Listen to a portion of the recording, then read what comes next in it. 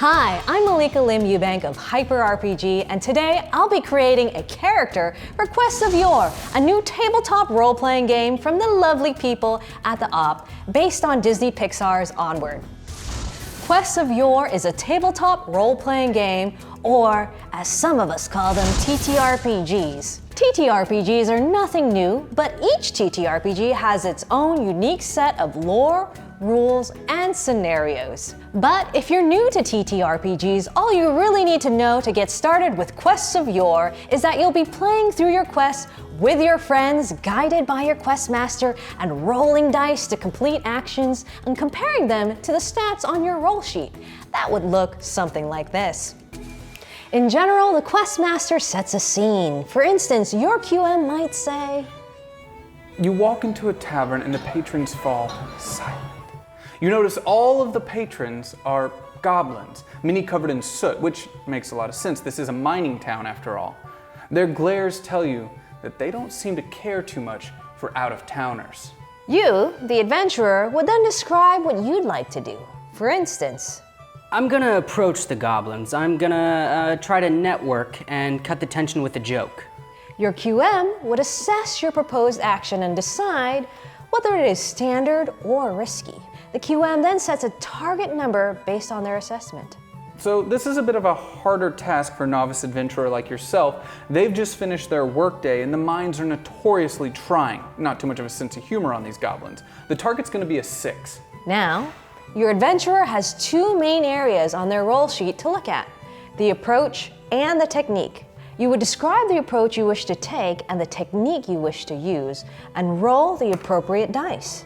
For instance, so I'm going to bravely approach the biggest, meanest goblin and network by telling a joke. If your teeth were any yellower, goblin, your tonsils would need sunglasses. Hey.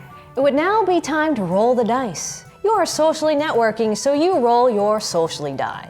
In this case, a 4-sided die, and your network die, in this case, a 6-sided die. You roll a 7.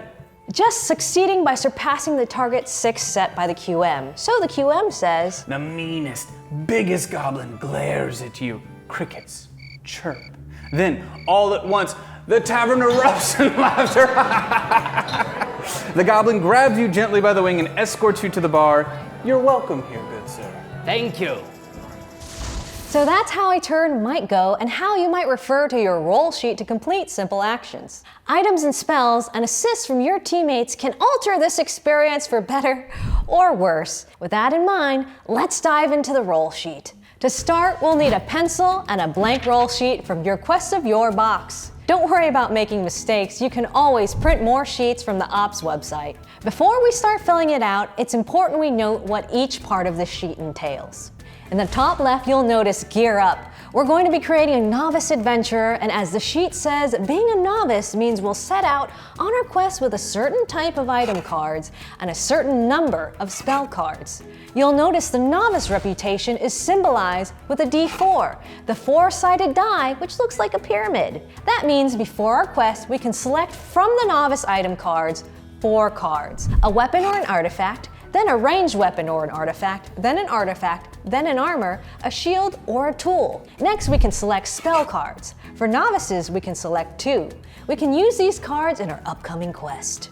Beneath the Gear Up section is the Reputation section. Again, we're starting as a novice.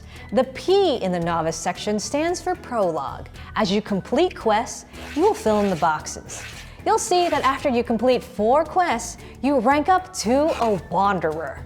In the top middle of the roll sheet, you'll see Heart's Fire, Grit, and Lion's Will. You'll have an amount of Heart's Fire that you can keep track of with the provided tokens or your roll sheet. You'll spend Heart's Fire to do difficult things, like using spell cards or power. Grit is an adventurer's measure of their resilience. An adventurer may expend their grit as they perform difficult tasks, encounter trouble, get tired, or hurt. Players will start their first session with 5 grit and 5 Heart's Fire, regaining them after a full night's rest or quest completion. Each player starts each quest with 1 Lion's Will token. They can use this token to alter the dice pool before or after a roll to potentially aid in the roll. The remaining areas on your roll sheet are approaches, techniques, and assists. As for assists, we won't get into how they work in this video, but read over how to perform an assist in your player's guide before your first quest. Earlier in my example scenario, I mentioned I wanted to approach bravely and network. That was me using my approach and technique, with approach being how you perform an action, and technique being what the action is. Before we start making the character, let's go over those. There are 5 approaches. Bravely, used for daring and bold actions. Cleverly, used for actions that require careful thought, analysis, or wisdom. Patiently, for actions that require the adventurer to wait, focus, endure a hardship, or prepare. Quickly, for an action that needs to happen fast. And socially, for actions that require communication with others, including animals. There are 15 techniques that describe the action you take. These are all pretty self-explanatory, but if you want to know more about what a particular technique does, check out your player's guide for examples. Now that we understand how to read our roll sheet, let's get started on making my adventurer. The first thing we will do to create my adventurer is choose a role. There are 5 roles, each with their own unique strengths. The 5 roles are Companion, Defender, Savant, Vagabond, and Warden. I'll be playing the Defender role. The Defender is an unwavering shield against danger. I keep adversaries at bay, lead the way into darkness, and shoulder whatever burdens arise on my quest. Do I call myself a warrior, a strong man, an explorer, a guard, or an officer? The answer matters little enough when my steel does the talking for me. As a Defender, my starting approach I have for our first game is Bravely. My starting techniques are Exert and Fight, which makes sense as a Defender, right?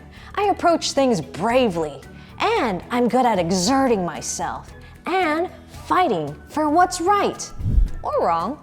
Next, I'm going to choose a background for my Defender. For Defender backgrounds, I can choose between a squire, a frontier guard, and a war college graduate. I'm going to select Frontier Guard.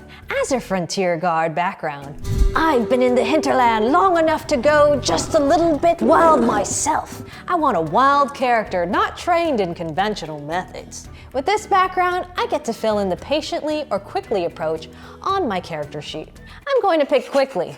I also get to fill in aim and stealth on my techniques, and I get to choose 2 techniques between Brawl, Distract, Mend, or Treat. From those techniques, I'm going to fill in Brawl and Distract. I'm making a fast, stealthy, good fighter, so this all helps illustrate that. Next in the adventurer creation, I'm going to be choosing the species of my adventurer. There are pictures and descriptions of each of these species in the book. I'm going to pick a sprite. Sprites are tiny, delightful folk who spread joy across the fractured realms. Few creatures can hold a grudge against a sprite, even when they're at their most mischievous. They tend to congregate with others of their kind, but it's common for them to live near other species and have a good relationship with their neighbors. As a sprite adventurer, I'm a tiny force to be reckoned with. As a sprite, I get to choose more starting approaches and techniques. On approaches, I can fill in socially, and I can either fill in bravely or quickly. I'll choose bravely. This is gonna move me up to a higher die value when I roll bravely, which is great. I want this sprite of mine to be the littlest and bravest in all the land. On techniques, I can fill in 2 from aim, cast, loot, or network. I'll take 1 for loot and 1 for network. So we have our role, our background, and our species. We filled in the appropriate approaches and techniques. Now it's time to choose some additional approaches and techniques. We can add 2 more approaches and 6 more techniques. As a novice level character starting out, we can't go any higher than a D8, an 8-sided die, on any particular stat, but otherwise we can pick any that we like. I'm gonna add a cleverly, then I'm gonna add another cleverly to max out my cleverness. For techniques, we'll add an additional aim, brawl, exert, investigate, recall, and stealth. So we finished filling out our stats, and now it's time for my favorite part, the most exciting part. It's time to name our adventurer and really bring it to life. The name for my character? Cloudberry. Why? Because I can fly amongst the clouds and because I'm so sweet. We've named my sprite Defender, and now it's time to give my adventurer a concept. The adventurer's concept is a brief statement of who they are in the world.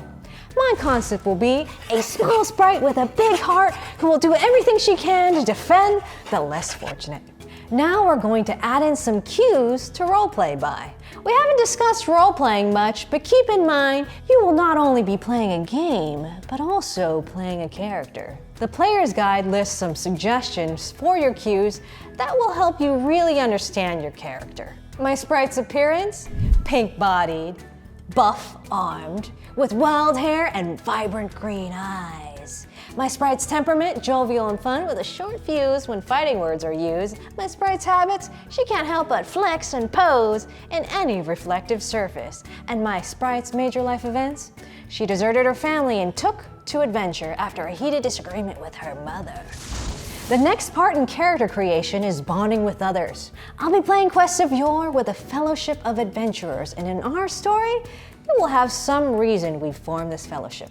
For developing bonds with your fellow adventurers, you'll want to create a history of how you came to know each other, the emotions each of these adventurers make your character feel, and things of that nature.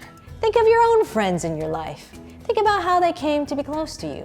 Maybe your current best friend showed you around on your first day at a new school. Translate that to your new game, and it could sound something like this. On my first day at Archery Academy, Gary Goblin showed me my bow, and we've been friends ever since, which is why he's a valuable member in my fellowship. Now, the last step in finishing your roll sheet is drawing your adventurer. This can be as detailed as you like. If you're less artsy, maybe try drawing a symbol your adventurer likes to use. Also, don't be afraid to let someone in your group draw your adventurer for you. After all players have finished creating their adventurers, you're ready to start your first quest. If you want to know more about how the game is played, review the Advanced Player Guide and keep it at your table while you play. If you're first-time Questmaster, check out our other Quests of Yore video with tips for running your own session. The link for that is in the description. As always, thank you for watching. Remember to like, comment, and subscribe for more geeky fun from Hyper. Onward, adventurers!